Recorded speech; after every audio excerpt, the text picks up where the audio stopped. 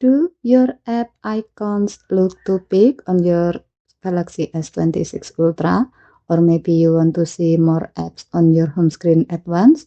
You can actually change the app icon size on both your home and app screen. Let me show you how. First, long tap an empty area on your home screen. Then tap setting. Now look for app size on home and app screen. You will see a slider with 3 positions: small, medium, and big. As you move the slider, you can see a preview at the top, so you can check how the icons will look before choosing a size.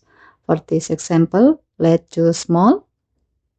This is useful if you want your app icons to take up less space and make the screen feel less crowded. Once you are happy with the result, simply go back. And that's how to resize app icon on the home and app screen on the Samsung Galaxy S26 Ultra. Okay, thank you for watching. Please help to like and subscribe.